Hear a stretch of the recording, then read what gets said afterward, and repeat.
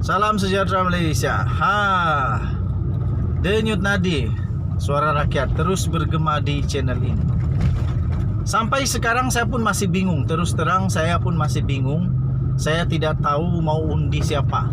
Saya tidak tahu mau tolong siapa sebarkan manifesto, mau tolong siapa untuk bantu berkempen. Dari dulu saya tidaklah kuat berkempen, enggak. Sebab saya bukan ahli mana-mana parti politik. Saya pun bukan orang kuat politik. Saya hanya seorang YouTuber, penyampai maklumat sahaja. Okey, jadi saya minta bantuan kamu. Kamu boleh komenkan siapakah yang patut diundi. Siapakah yang patut rakyat Malaysia undi untuk menjadi negara yang makmur, yang berintegriti, amanah, bertanggungjawab dan melaksanakan semua amanah dengan baik tanpa penyelewengan dan sebagainya. Jadi kamu boleh jawab di komen kamu, patutkah kita undi Pakatan Harapan yang diterajui oleh Anwar Ibrahim? Saya minta kamu untuk mengundi tanpa melihat kepada sentimen-sentimen yang bersifat pribadi, tanpa melihat kepada sentimen-sentimen yang bersifat pribadilah, masalah pribadi, tapi melihat kepada keseluruhan parti, melihat kepada keseluruhan. Look at the bigger size. Orang kata look at the bigger size, bigger picture. Okay. So, adakah kita patut memilih mengundi Pakatan Harapan diketuai oleh Anwar Ibrahim, dibantu oleh Majlis Presiden Pakatan Harapan, iaitu Anthony Locke, ada Mat Sabu, dan terbaru ini ada kerjasama, kalau belum lagi dibubarlah, kalau belum lagi ada perubahan, bekerjasama dengan MUDA, pimpinan Syed Saddiq Syed Abdul Rahman. Adakah kita patut menyokong Pakatan Harapan? Ataupun kalau kamu kata patutkah kita untuk sokong Barisan Nasional, pimpinan Zahid Hamidi, dibantu oleh Presiden MIC dan juga Presiden MCA? Patutkah untuk kita mengundi mereka, ataupun kita beri mereka peluang untuk memperbetulkan keadaan, memperbetulkan di mana kesilapan yang dulu mungkin pernah berlaku di dalam parti. Jadi patutkah kita mengundi, berikan kesempatan seterusnya kepada UMNO? Ataupun pada pendapat kamu, jangan undi Barisan Nasional, jangan undi Pakatan Harapan, tapi undilah GTA, pimpinan Tun Dr. Mahathir Mohamad bersama dengan gabungan daripada parti-parti yang lain. Patutkah kita undi GTA pula? Tun Dr. Mahathir Mohamad sudah banyak kali jadi Perdana Menteri, banyak jasa kepada negara Malaysia, dan banyak sekali perubahan pembangunan yang dibawa oleh Tun Mahathir.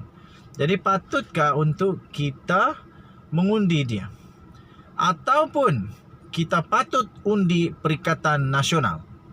Perikatan Nasional antara kerajaan yang paling pendek memerintah di negara Malaysia, dengan Tan Sri Muhyiddin Yassin telah berjaya di dalam tugasnya. Saya kata telah berjaya sebab banyak juga yang telah dia dapat lakukan sepanjang kita berdepan dengan krisis kesihatan, krisis ekonomi, dan banyak lagi krisis-krisis lain sepanjang pandemik COVID-19.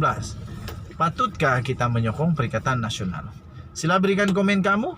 Siapa yang kita patut pilih? Denyut nadi suara rakyat bergema di channel ini. Bye-bye. Salam sejahtera Malaysia. Selamat petang tuan-tuan dan puan-puan yang dihormati sekalian. Denyut nadi suara rakyat terus bergema di channel ini. Debaran semakin memuncak. Penamaan calon akan dilaksanakan pada hari Sabtu ini, 2 hari dari sekarang tuan-tuan dan puan-puan. Ada satu artikel yang sangat hebat, boleh dikongsikan kepada semua. Kamu boleh komen kan. Daripada malaysiakini.com. Tajuknya 8 soalan spesifik. 8 soalan spesifik buat calon bakal Perdana Menteri. Wow. Apa soalan-soalannya ni? Untuk semua yang bakal menjadi Perdana Menteri ni. Lusa hari penamaan calon. Setelah setiap parti mengumumkan calon masing-masing, muncul 3 calon Perdana Menteri pada ketika ini. Di antara calon ini pada 20 Oktober 2022 ketika berucap di Temerloh, Pengerusi Pakatan Harapan Anwar Ibrahim mencadangkan debat secara terbuka calon Perdana Menteri dengan memberi tumpuan kepada soal dasar dan perancangan, bukan berbentuk tuduhan serta dakwaan. Itu dia. Pada 28 hari bulan Oktober lalu pula, Pengerusi Perikatan Nasional iaitu Tan Sri Muhyiddin Yassin berkata, beliau bersedia dengan syarat tujuannya adalah untuk membincangkan isu yang berkaitan dengan pemulihan negara, ekonomi dan pendidikan serta isu antarabangsa. Pada 25 dan 29 Oktober pula, Perdana Menteri sementara iaitu Datuk Seri Ismail Sabri Yaakob menolak dengan alasan debat bukan budaya politik kita dan tidak membawa sebarang manfaat selepas perdebatan itu selesai. Okey. Saya hairan, kata artikel itu, saya hairan ada pemimpin yang menolak debat. Kenapa tolak? Sedangkan debat ini juga adalah untuk berkempen. Sepatutnya jika ada wawasan, idea, prinsip, fakta, kebijaksanaan, falsafah dan nilai perjuangan yang baik, terima saja perlawanan debat ini, kata artikel tersebut. Adakah debat ini hasilnya akan buruk? Jika buruk, tidak ada negara demokrasi matang yang menganjurkannya antara calon presiden ataupun calon Perdana Menteri bagi negeri masing-masing setiap kali pilihan raya diadakan. Hujah sesetengah orang yang menolak debat dengan alasan debat bukan budaya politik kita, debat ini syok sendiri, debat ini seloka politik, debat adalah di parlimen bukan di televisyen, debat ini publicity untuk pilihan raya saja, debat bukan menaikkan nilai ringgit dan tidak boleh menyelesaikan masalah rakyat, katanya bagi saya adalah alasan lama yang tidak boleh dipakai lagi. Wow. Katanya lagi, memang debat bukan boleh menyelesaikan masalah rakyat, tetapi debat boleh merungkai kekalutan pandangan. Dan jangan lupa, debat boleh menghangatkan persaingan pilihan raya umum untuk menarik lebih ramai rakyat untuk keluar mengundi dan terlibat dalam PRU 15 ini. Katanya dalam tulisan itu lagi, jangan samakan dengan manifesto. Manifesto tidak bercakap, debat bercakap. Manifesto adalah janji parti. Kita bukan hendak menilai janji-janji politik parti, tetapi menilai kebolehan pemimpin menjawab dan melaksanakan manifesto ini, katanya. Jadi jika berceramah pula di sana, itu salah. Tiada soal jawab dari moderator dan juga soalan dari calon lawan. Paling membosankan lagi, ceramah ini tiada idea baru tanpa menawarkan arah tuju pemerintahan negara ini. Ceramahnya mengikut kisah lama, kesalahan lama, dan akhirnya bermain dengan isu kaum dan agama. Berikut adalah 8 soalan yang dia maksudkan. Jika diadakan debat, saya harap moderator boleh bertanyakan soalan ini kepada calon Perdana Menteri, biar jelas pendirian sebenar masing-masing.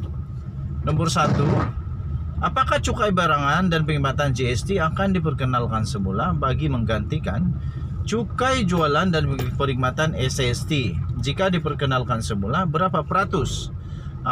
Tuan-tuan dan puan-puan, itu soalan yang pertama.